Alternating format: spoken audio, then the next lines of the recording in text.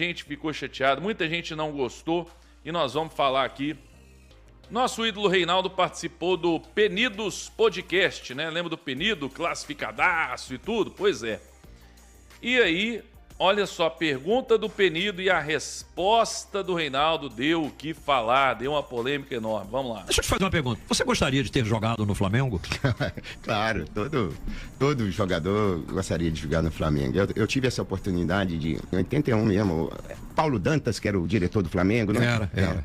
Eu tive para vir para o Flamengo, quase acertamos com o Flamengo. Mas naquela ocasião era a época ainda não tinha essa lei do passe, né? A gente era preso ao clube, você não podia sair, né? Você tinha um contrato ali que não podia sair e não houve assim, o Atlético não deixou que eu viesse para o Flamengo, já tinha conversado, até acertado, mas o Atlético não quis fazer essa transação. Mas seria uma grande... Pô, se eu jogasse no Flamengo aqui no Rio, aí eu acho que ia dar mais eco ainda. Porque a visibilidade no Flamengo... No Flamengo tudo é grande, pro bem e pro mal, é tudo gigantesco. Com certeza, eu teria muito mais visibilidade, né? Porque naquela época eu pegava o Jornal do Esporte, o Jornal do Brasil ou o Jornal Globo, a gente via a primeira capa, tá lá Flamengo e Bangu, a foto desse tamanho, aí ia lá procurar Atlético e Cruzeiro, saía uma pílula assim. Só escalação, renda e quem fez o gol. E além disso, a imprensa do Rio e de São Paulo era a voz para todo o Brasil, né? Para norte, por isso que tem essa grande torcida no norte e nordeste, devido à imprensa, a influência da imprensa aqui que mandava, além do jornal, a rádio também, né? Atingia. E lá em Minas a gente ficava ali entre as montanhas mesmo. Tá aí então, deu uma polêmica, muita gente, como pode? Cara, vamos lá, eu acho o seguinte, eu não achei assim nada demais, né? Até porque... lógico que ele contou bastidores aí, que na época ele poderia ter ido pro Flamengo e tudo. Mas, gente, vamos falar uma verdade aqui. O Reinaldo, eu já falei que ele não ganhou nada, entre aspas, no Galo, né? Principalmente por conta de outros fatores, não dele. Ele fez de tudo pra gente ganhar brasileiro, a Libertadores, né? O brasileiro contra o Flamengo, aquele contra o São Paulo. É porque tiraram ele contra o São Paulo da final.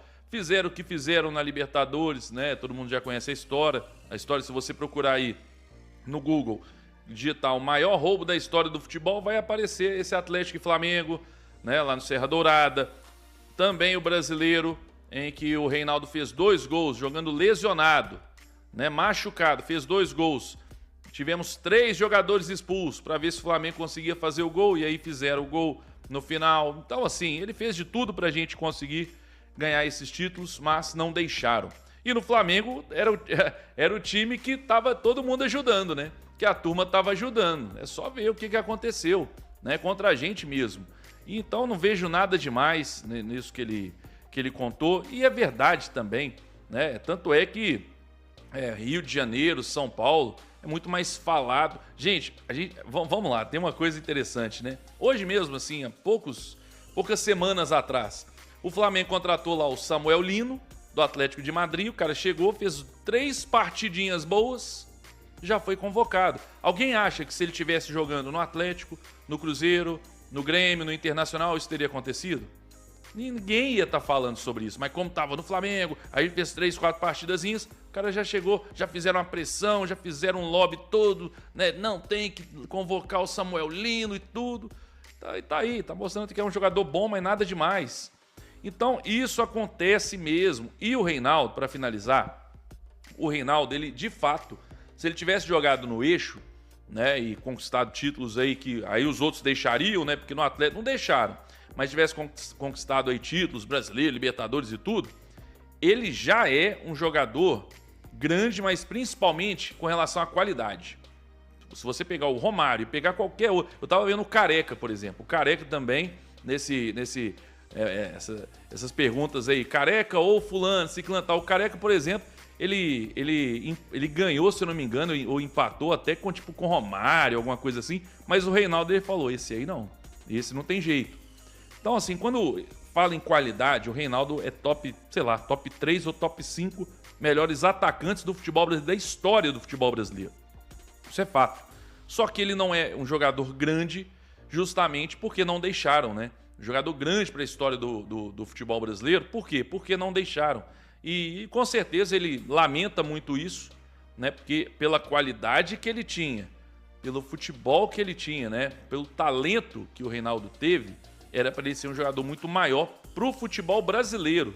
Não só para Atlético, mas pro futebol brasileiro. E acabou não sendo, justamente por tudo isso que eu falei.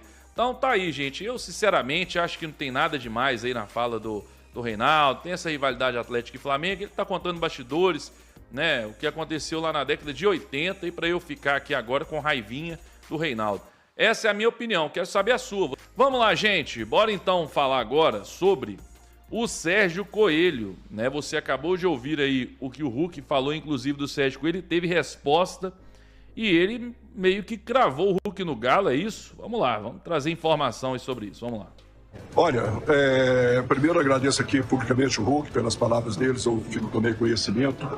E quem fala pelo Galo são os 4 R's, eu como presidente da associação, e no futebol falo o Paulo Brax, falo o São Vitor e a nossa comunicação oficialmente.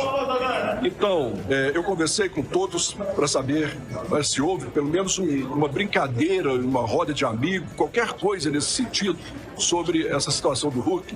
E ninguém falou nada, absolutamente nada. Eu me reuni ontem com o Hulk durante muito tempo. Falei, Hulk, você é ídolo. Ídolo aparece a cada 10 anos. Independente de ser ídolo ou não, o Galo cumpre com seus contratos. Você tem contrato até no final do ano que vem e vai cumprir. Se você quiser sair, é uma opção sua e que nós vamos estudar uma proposta que vier para a sua saída. Mas nós querer tirar, romper o contato com você no final do ano, isso é um absurdo quando se criaram isso aí. Essas coisas acontecem em vésperas de decisão, sempre aparecem essas especulações, esses problemas aí para vir nos atormentar. Mas a gente é maduro, o Hulk é uma pessoa fantástica, sensacional. Depois da nossa conversa, ele ficou muito tranquilo, né? Participou também o São Vitor, o Paulo Brax, né? A gente tem o maior respeito pelo Hulk, muita gratidão pelo Hulk. A história dele no Galo é simplesmente um dos maiores ídolos que o Galo já teve nos seus quase 120 anos de existência. Então, a massa atleticana pode ficar absolutamente tranquila que o Hulk continua. E muitas pessoas já estão aposentando o Hulk, né? Isso é que é lamentável. Um jogador, um atleta como ele, de repente está mal em alguns jogos, já aposenta, já fala que já não está mais para o futebol. Isso é lamentável, isso é um absurdo e as pessoas devem respeitar mais as outras pessoas, né? Não pode tratar elas dessa forma aí. É isso aí, tá aí o nosso querido Hulk.